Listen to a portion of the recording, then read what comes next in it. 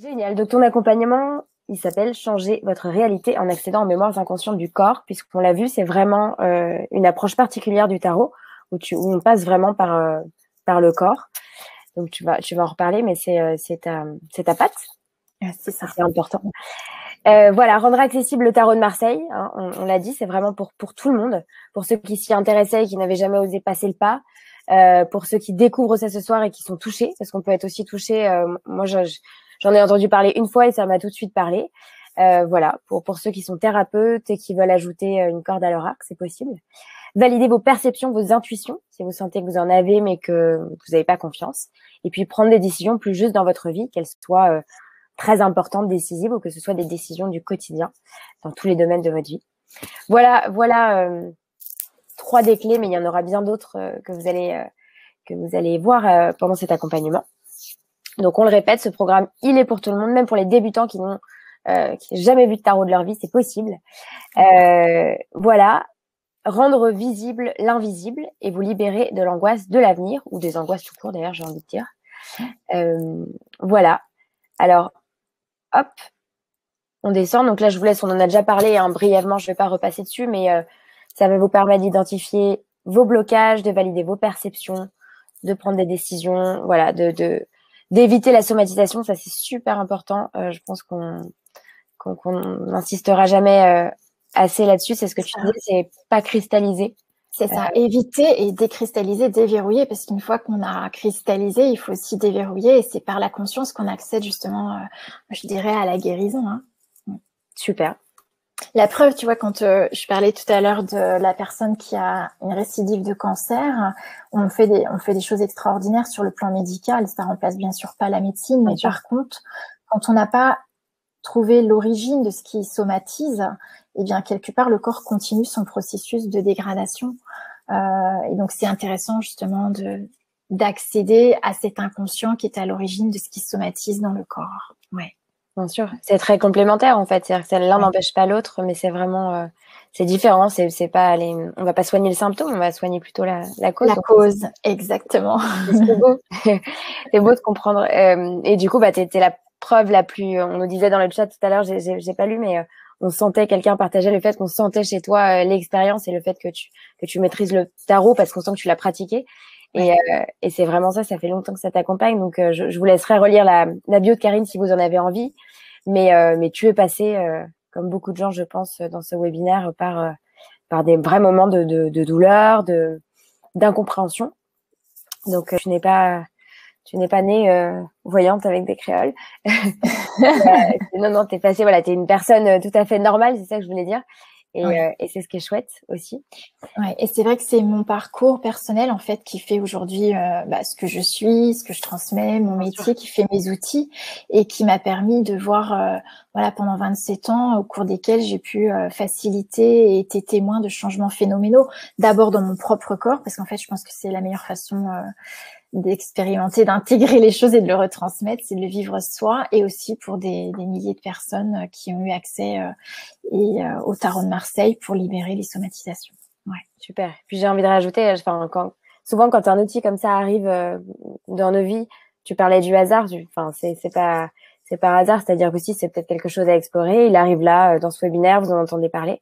C'est souvent, merci, exactement, il n'y a pas de hasard. Il n'y a pas de hasard. Les rencontres se font jamais par hasard, et moi-même j'ai eu des rencontres très importantes dans ma vie, et ça a été justement ça m'a permis de changer de fréquence, de changer mes réalités, et donc les rencontres sont primordiales, effectivement, dans tous ces changements. Super. Donc, tu es créatrice du processus de sublimation de soi. On en reparlera si tu veux bien juste après, parce que c'est intéressant. J'aime bien cette expression, ce mot. Ce qui nous empêche de réaliser ce que nous souhaitons vraiment est que nous ne voyons pas toutes les possibilités qui s'offrent à nous. Ça, c'est très fort. Je vous laisse méditer sur cette phrase. Est-ce que ça vous parle? Partagez-nous dans le chat. Voilà. Alors, juste le préalable pour suivre cet accompagnement, évidemment, vous vous en doutez, c'est d'avoir un jeu de tarot, pas n'importe lequel, c'est le tarot de Marseille Camoin Jodorowsky, qui a un symbolisme particulier, des couleurs un tout petit peu différentes, on en reparlera, mais voilà. Donc voilà, c'est juste le préalable, mais je pense que voilà, et qui a été dessiné avec le nombre d'or, ce qui n'est pas le cas de tous les jeux de cartes, donc ça vibre pas avec le corps énergétique en fait. C'est ça, quand c'est pas dessiné avec le nombre d'or, les jeux ne vont pas rentrer en résonance avec le corps vibratoire. Oui, donc là, ce jeu-là est dessiné à partir du nombre d'or. Super. On avait une question justement sur ça tout à l'heure, sur est-ce que c'est voilà, le nombre d'or, tu en parles, et oui, tu en parles. Oui. Donc voilà. Alors concrètement, comment ça se passe votre accompagnement? Comment ça va se passer avec toi, Karine? Donc c'est sur 6 semaines. Oui. Tu me dis un peu, tu pourras rajouter ce que tu veux. Oui, bien sûr, avec plaisir. 2 ou 3 vidéos par semaine. Ouais, voilà. dis-moi. Exactement, où on aura donc une partie à la fois d'initiation au symbolisme, au nombre, à l'architecture du corps, à l'architecture du tarot, et on aura également des mises en pratique de différents tirages de cartes, et en particulier aussi on verra, là voilà, je le vois aussi, entre autres le bagage de naissance, ce sera le premier tirage qu'on vous proposera de faire, tirer la carte de conscience pour mettre de la conscience sur une situation dans laquelle vous êtes coincé, pour libérer les mémoires cellulaires. J'initie également au tirage temporel, qui est une notion du temps avec le tarot. L'état de situation, c'est-à-dire qu'on regarde qu'est-ce qui bloque et quelles sont les clés qu'on a dans une situation. Et également le tirage des lunaisons. Ça, par contre, je fais des coachings tous les mois avec la lune, et on fera une petite initiation tout à l'heure parce que je trouve ça absolument fabuleux. Vous savez que la lune, c'est l'astre qui éclaire dans la nuit, donc qui éclaire l'inconscient et qui ramène de la lumière dans notre vie. Et donc, on a tout un processus de mise en conscience grâce à la lune. Et avec le tarot, on peut justement nommer, réveiller ces énergies qui sont à chaque lunaison réveillées dans différents domaines de votre vie. Super. Donc, vous allez voir. Oui, vas-y. Et notre baptême du tarot, parce qu'on en a parlé un petit peu tout à l'heure, qui permet justement, c'est un rituel qui permet de réveiller ce langage de l'inconscient, ce langage des énergies. Super.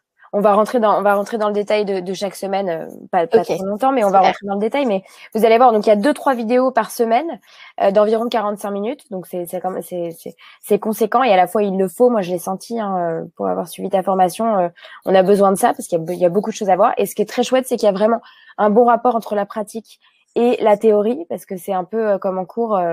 Finalement, quand on a beaucoup de théorie, si on ne le met pas en pratique, je trouve ça compliqué de l'assimiler. Donc c'est ce qui est très chouette. Il y a un groupe Facebook où vous pourrez vraiment échanger, et c'est super important. Les bonus là que vous avez, qui sont des pratiques, il y a plusieurs personnes, et c'est ce qui est chouette. Il y a une belle énergie. On peut s'inspirer vraiment des autres. Et puis quand on fait des tirages de cartes, parfois on est un petit peu ça, à la fois ça évoque des choses et à la fois ça peut perturber, déstabiliser. Donc c'est intéressant d'avoir une communauté avec laquelle on peut partager, soumettre nos tirages, ne pas rester seul avec nos tirages. Surtout au début on a envie justement de partager, de faire vivre ce langage. Et donc c'est dédié justement aux échanges et au partage pour les personnes qui veulent parler ce langage. Et puis c'est vrai qu'on a souvent pas mal de questions. Enfin, pour le coup, comme il y a plein de subtilités, il y a beaucoup de questions, donc c'est chouette de pouvoir. Il y a des personnes qui répondent pour les autres aussi, donc c'est vraiment chouette d'avoir un groupe Facebook. Il y a des PDF aussi imprimés, qui peuvent être imprimés et reliés, qui sont très utiles parce que pareil, beaucoup d'infos, donc c'est un peu comme on peut potasser ses cours le soir. C'est chouette de pouvoir les relire. Je vous invite d'ailleurs à faire un classeur avec les PDF, et puis comme ça, retourner de temps en temps quand vous avez besoin d'inspiration dans vos lectures. Tout à fait. Alors, la semaine 1, c'est la structure du tarot et du corps. C'est ça. Donc, voilà. Donc c'est là où on va aborder les nombres, la géométrie sacrée, où on va pouvoir regarder la différence entre les arcanes majeures et les arcanes mineures. On parlera de la progression des nombres. On en a une illustration avec l'ermite tout à l'heure qui nous montre qu'on est toujours en évolution, on ne régresse pas, contrairement à ce qu'on peut croire. Donc ça, c'est important parce qu'en fait, alors c'est ça aussi, souvent ce qu'on a, la vision dans le tarot, c'est qu'on a des cartes positives et des cartes négatives. En fait, de mon point de vue, il n'y a aucune carte négative dans le tarot. Chaque carte va apporter sa part de conscience et chaque carte va nommer une problématique. Donc l'important ici, c'est d'amener de la conscience parce que la conscience va nous permettre de choisir différemment et de sortir des problématiques. Donc il y a toujours une progression et ça on le verra. C'est important parce que du coup, ça change notre façon d'interpréter les cartes, à savoir que l'objectif du tarot, c'est de mettre de la lumière et c'est pas de nous enfermer dans un problème. D'accord? Et voilà, ça c'est vraiment une clé importante à savoir, à reconnaître. Et puis c'est vrai, les noms, ce sont des mots-clés. Essentiel pour vos lectures, donc c'est essentiel de voir le tarot à partir de la numérique. Et les bénéfices, peut-être, Ambre, tu veux Non, c'est vraiment, je dirais, même c'est déjà avoir une base solide. Moi, ce module, je le trouve très bien parce il introduit vraiment bien le concept du tarot et de ses potentialités. Donc, c'est voilà, découvrir les clés pour évoluer dans votre vie. C'est vraiment le module qui permet aussi de comprendre tout ce qui est possible de faire avec le tarot, des pistes de solutions pour vos situations bloquées, entrer dans un nouveau monde riche en symbolique. C'est assez chouette. Alors, je sais pas si ça vous parle, hein, dites-nous dans le chat, mais moi, je trouvais aussi ce côté magique, mais pas dans le sens voyance, justement, ce côté aussi sacré, un peu rituel. Je le trouvais très chouette. Et puis, c'est accéder à son intimité, et accéder à son inconscience, c'est accéder à son intimité. Donc, c'est un espace vraiment intime avec soi, qu'on a parfois peu de temps ou d'opportunités à y aller, à prendre ce temps-là pour soi. Donc, c'est vraiment, voilà, en ce sens, c'est aussi un rituel sacré pour soi. Ouais. Super. La semaine 2, c'est donc développer l'intuition par les couleurs du tarot. Alors ça, c'est super, super intéressant. On y reviendra aussi, là, on va en parler brièvement. Mais ça, c'est magnifique. Je sais que dans le chat, quelqu'un nous disait est-ce qu'on peut avoir les symboliques des différentes couleurs. Si tu veux bien, on pourra par exemple en prendre une et en parler. Mais ça, voilà, bon, c'est super. Du coup, on est d'accord que ce tarot-là, il a quand même des couleurs un peu particulières.